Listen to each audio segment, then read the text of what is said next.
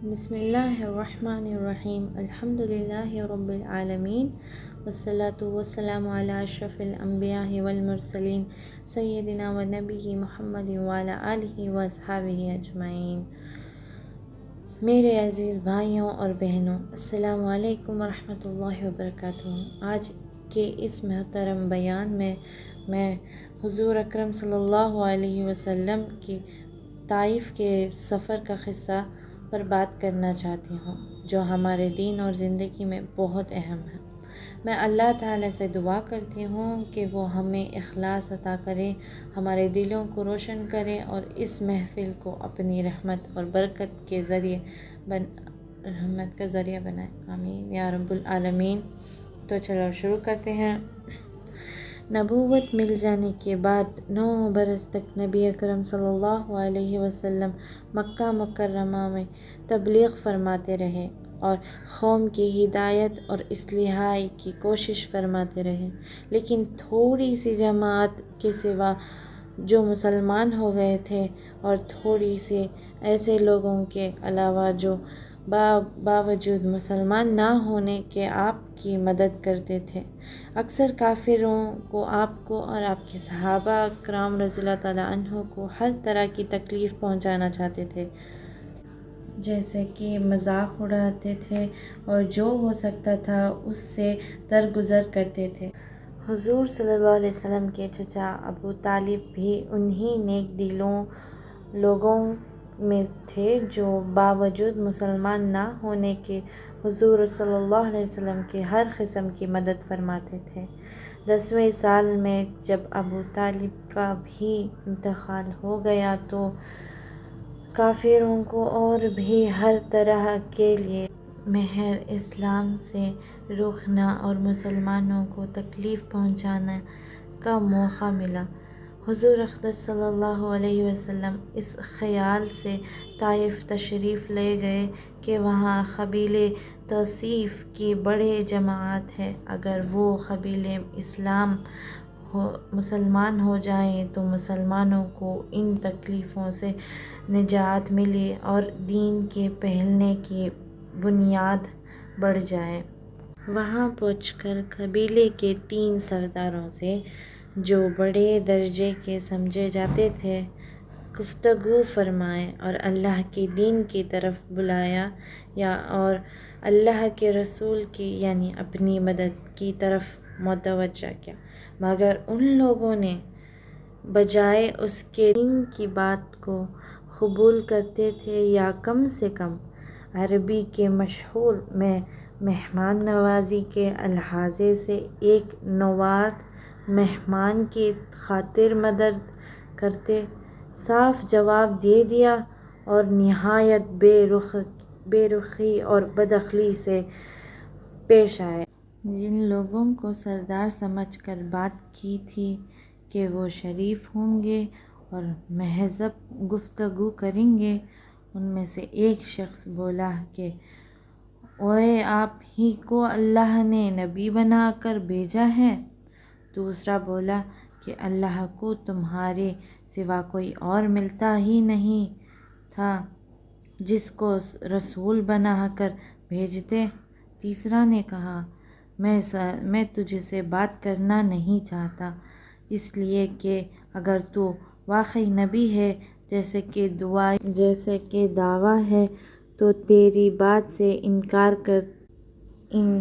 کر دیا مصیبت سے خالی نہیں، اور اگر جھوٹ ہے تو میں ایسے شخص سے بات کرنا نہیں چاہتا۔ اس کے بعد ان لوگوں سے نا امیدی ہو کر حضور اکرم صلی اللہ علیہ وسلم نے اور لوگوں سے بات کرنے کا ارادہ فرمایا کہ آپ تو ہمت و استقلال کے پہاڑ تھے، مگر کسی نے بھی قبول نہیں کیا، بلکہ بجائے قبول کرنے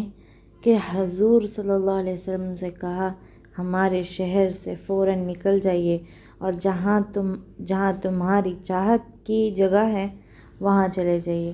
حضور اکرم صلی اللہ علیہ وسلم جب ان سے بالکل مایوس ہو کر واپس ہونے لگے تو ان لوگوں نے شہر کے لڑکوں کو پیچھے لگا دیا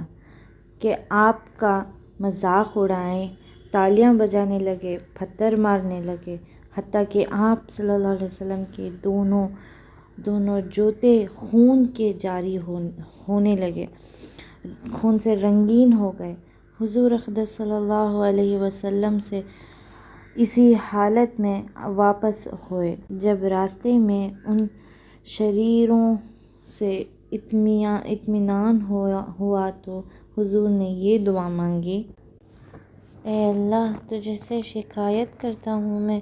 اپنی کمزوری کی اور بے کسی کی اور لوگوں میں ذلت و رسوائی کی۔ اے رحمن الرحیم،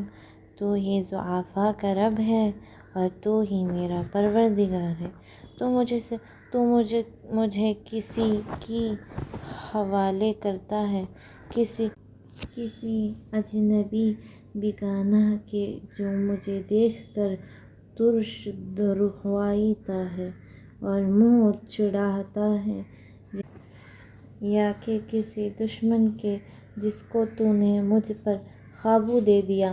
اے اللہ، اگر تو مجھ سے ناراض نہیں ہے تو مجھے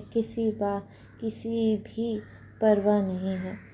تیرے حفاظت مجھے کافی ہے۔ میں تیرے چہرے کے اس نور کی طفیل جس سے تمام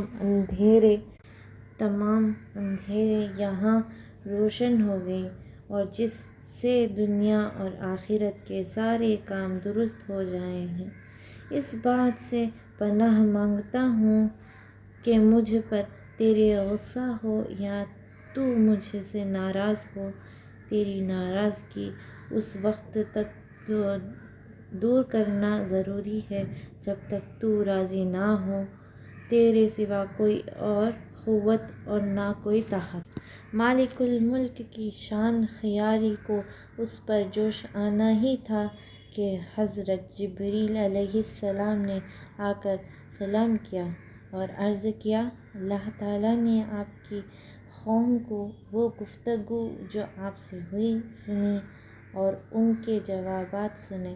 اور ایک فرشتے کو جس کے متعلق پہاڑوں کی خدمت ہے آپ کے پاس بھیجا ہے کہ آپ جو چاہیں اس کو حکم دیں۔ اس کے بعد اس فرشتے نے سلام کیا اور عرض کیا کہ جو ارشاد ہو میں اس کو تعمیل کروں۔ اگر ارشاد ہو تو دونوں جانب کے پہاڑوں کو ملا دوں جس سے یہ سب درمیان میں کچل جائیں، یا اور جو سرزی آپ تجویز فرمائیں۔ حضور صلی اللہ علیہ وسلم کی رحیم اور کریم ذات نے جواب دیا کہ میں اللہ سے اس کی امید رکھتا ہوں کہ اگر یہ مسلمان نہیں ہوئے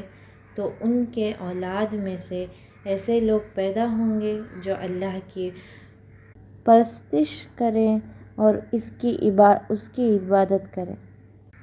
اس حدیث کا فائدہ یہ ہے کہ اخلاق اس کریم ذات کے جس کے ہم لوگ نام لیے ہیں کہ ہم ذرا سی تکلیف سے کسی کی معمولی گالی دینے سے ایسے بھڑک جاتے ہیں کہ پھر عمر بھر بھی اس کا بدلہ نہیں اتارا جا سکتا۔ ظلم پر ظلم اس پر ایسے کرتے رہتے ہیں، اور ہم دعویٰ کیسے کرتے ہیں کہ ہم امت محمدیہ میں سے ہیں، اور نبی کریم صلی اللہ علیہ وسلم اتنے سخت تکلیف اور مشقت اٹھانے کے باوجود نہ ہی کوئی بد دعا دی، نہ ہی کوئی بدلہ لینے کی کوشش کیا۔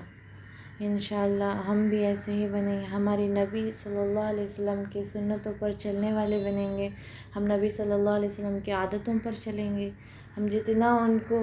ان کے عادتوں کو اپنائیں گے ہم اتنا ہی آخرت میں نبی صلی اللہ علیہ وسلم کے قریب ہوں گے انشاءاللہ رب العالمین۔ جزاکم اللہ خیر۔